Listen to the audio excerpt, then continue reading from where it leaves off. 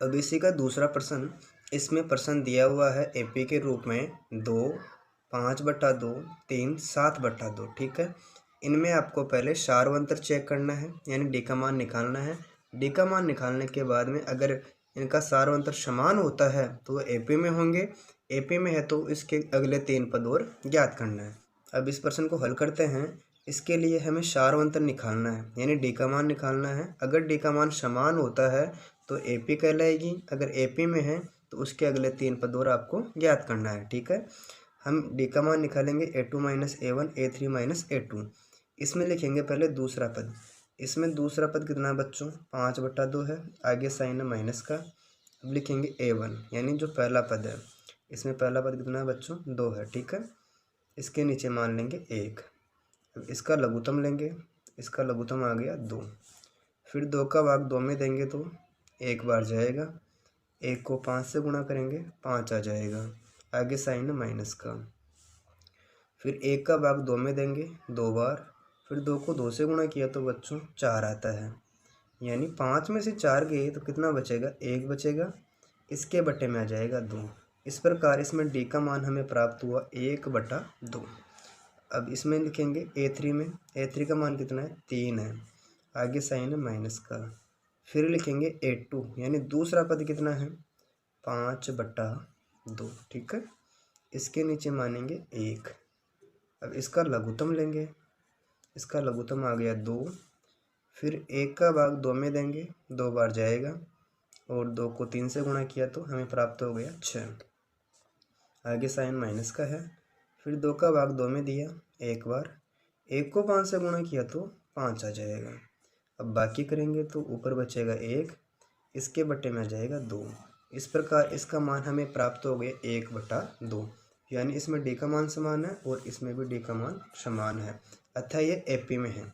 हम यहाँ पर लिखेंगे हिंदी में, इसमें सारवंतर समान है। हम यहाँ पर नोट डाउन करते हैं, इसमें सारवंतर समान है, अतः ये एपी में है। अब आपको देखना है, अगर एपी में है तो इसके अन्य 3 पद और ज्ञात करने हैं। जैसे 1, 2, 3 और 4 पद पहले से दे रखे थे। अब ज्ञात करेंगे हम A5, A6 और A7। ठीक है, अब आपको अगले 3 पद ज्ञात करना है, A5, A6 और A7। इसमें देखो A5 का मतलब होता है A+4D। इसमें A+5D।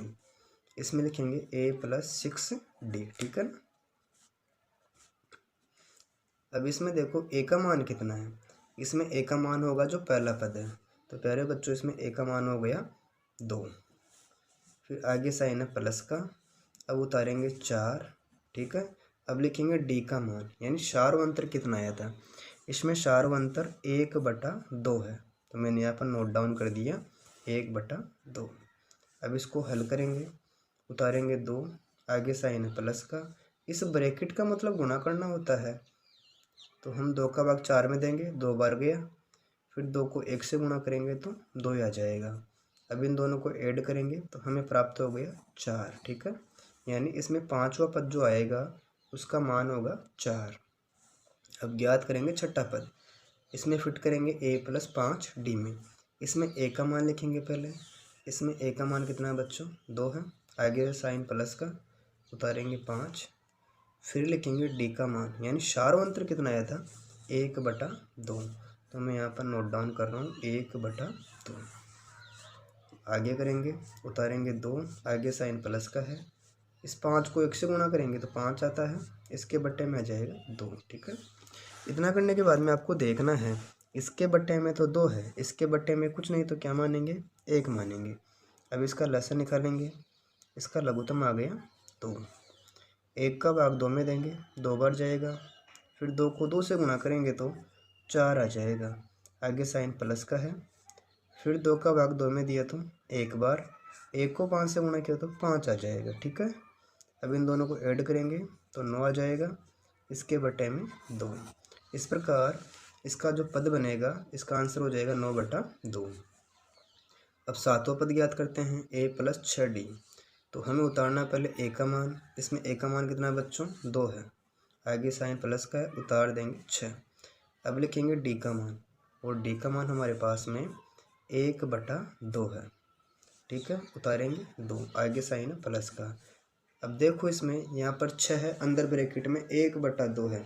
आप जानते हो ब्रैकेट का मतलब होता है गुणा करना, यानी इसको इससे गुणा कराएंगे फिर 2 का भाग देंगे। आप ऐसे भी कर सकते हो और इसको काट भी सकते हो, जैसे 2 का भाग 6 में दिया तो 3 बार, 3 को 1 से गुणा किया तो 3 ही आता है। इन दोनों को ऐड करेंगे तो हमें प्राप्त हो जाएगा 5। इस प्रकार इस प्रश्न के अगले 3 पद होंगे 4, 9/2 और 5। ठीक है।